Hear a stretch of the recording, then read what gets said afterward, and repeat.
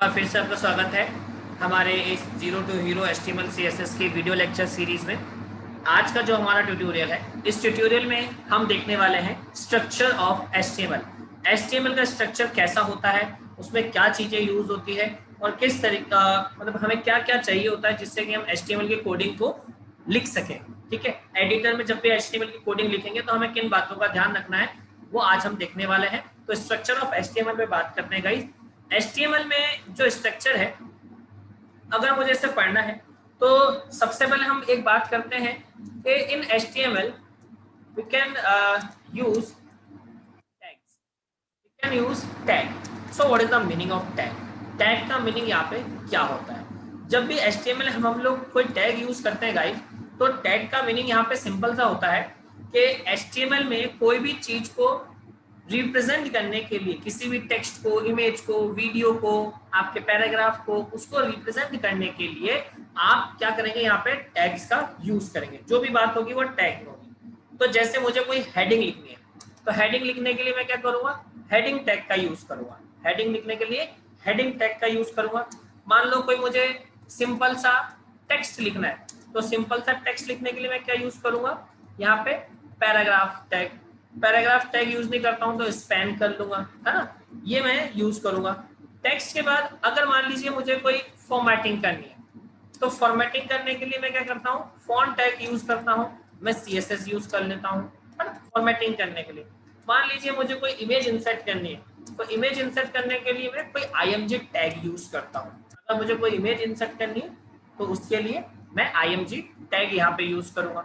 मुझे कोई line insert करनी है ना, तो मैं मान लीजिए कोई ऐसे हॉरिजॉन्टल लाइन इंसर्ट करनी है तो लाइन इंसर्ट करने के लिए एक लाइन टैग होता है ना, H line, B line, horizontal, vertical, इस तरीके से। अब इन सबको आगे से मैं आपको डिस्क्राइब करूंगा। और हमारी जो वेबसाइट है, उस वेबसाइट में अगर मुझे लिंक डालने हैं तो मैं हाइपर लिंक का यूज करूंगा। लिंक डालने के लिए कि किसी भी एक टेक्स्ट पे, बटन पे, इमेज पे अगर मैं क्लिक करूं तो क्या नया होना चाहिए, ऐसा कुछ करने के लिए मैं क्या करूंगा, हमारी वेबसाइट में हाइपर लिंक बनाऊंगा, राइट। उसके बाद हमें टेबल इंसर्ट करनी तो मैं टेबल टैग यूज करूंगा। अगर मुझे कोई फॉर्म बनाना है, जैसे मान लीजिए फॉर्म होते हैं ना कि मुझे लॉग इन फॉर्म बनाना है ना, या मुझे साइन अप फॉर्म बनाना है, या मुझे लॉग आउट करना है, तो इस तरीके के लिए कुछ भी बनाने के लिए मैं फॉर्म का यूज करता हूँ। लॉग इन फॉर्म बनाया, साइन अप फॉर्म बनाया, कॉन्टैक्ट फॉर्म बनाया, डेटा एंट्री लेने के लिए फॉर्म बनाया, इंफॉर्मेशन कलेक्ट करने के लिए फॉर्म बनाया। तो वो सारी चीजों के लिए हम फॉर्म बनाते हैं तो उसके लिए फॉर्म टैग यूज आएगा। बटन बनाने के लिए यहाँ पे बटन टैग का यूज करेंगे। अलग अलग बटन हम लोग बनाते हैं, ठीक है। और दुनिया भर के टैग है। हम एक ब्लॉग बनाने के लिए, कोई भी अगर मान लो एक ब्लॉग बनाना चाहते हैं तो ब्लॉग बनाने के लिए यहाँ पे div टैग का यूज किया जाएगा।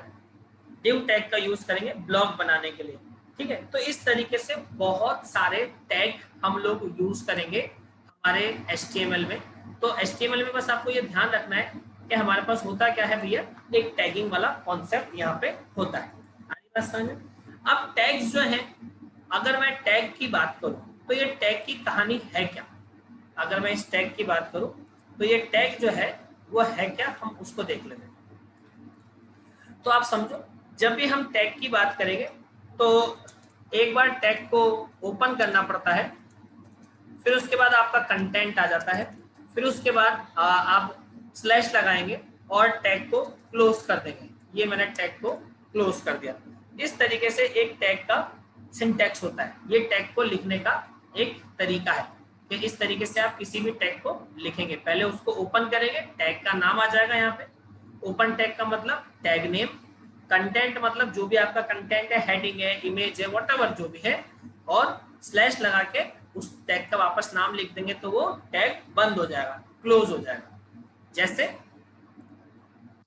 मान लीजिए एक एग्जांपल लेते हैं, मुझे एक एग्जांपल करना है तो मैंने यहाँ पे लिखा HTML।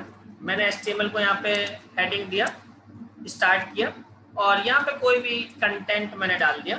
मान लीजिए ये कोई कंटेंट है, ये हमने कोई यहाँ पे कंटेंट दे दिया है, ये कोई कंटेंट आ रहा होगा व्हाटएवर, और उसके बाद इस तरीके से HTML को क्लोज कर दिया।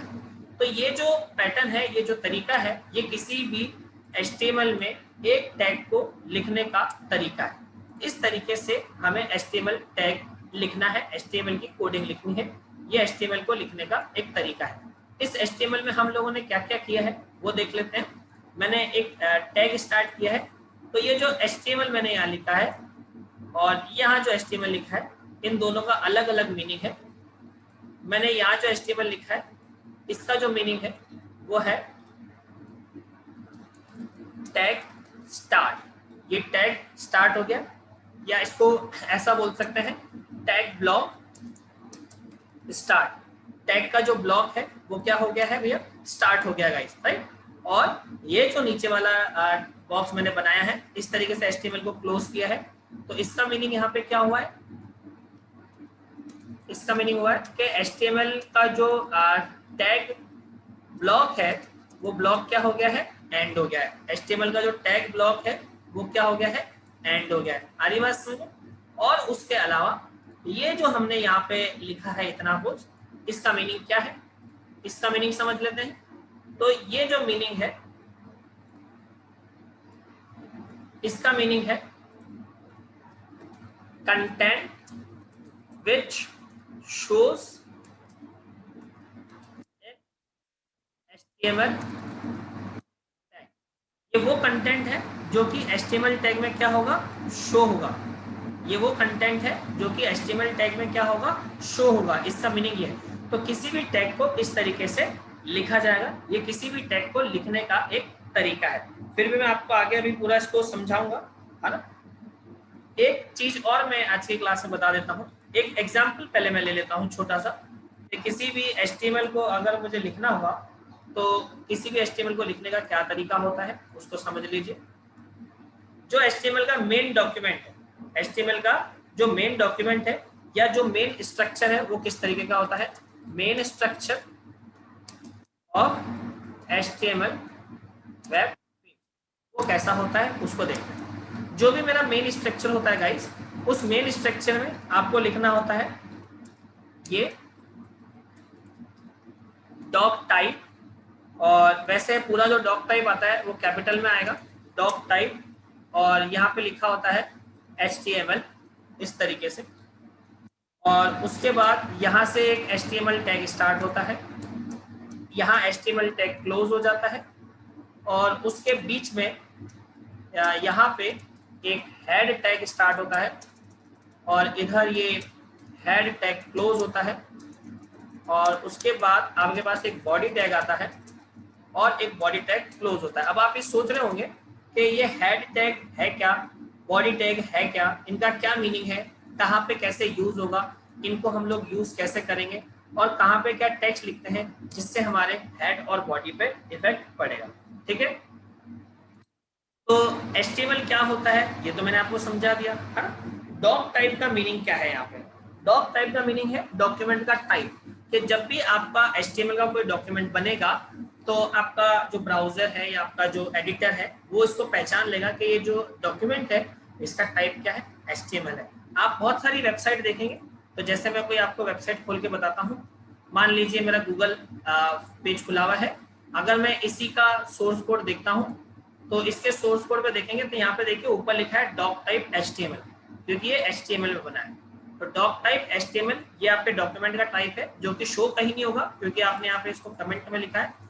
और आप क्या करेंगे, डॉक टाइप HTML लिखेंगे, तो इससे ये रिप्रेजेंट हो जाएगा कि ये जो है आपका क्या है, HTML डॉक्यूमेंट में। उसके बाद आप देखिए स्टार्टिंग में HTML टैग स्टार्ट हुआ है, और इसमें सबसे नीचे आ जाएंगे तो लास्ट में देखेंगे ये आपका HTML टैग क्लोज हुआ है ना। उसके बीच में ये सारी कहानी यहाँ पे लिखी गई है।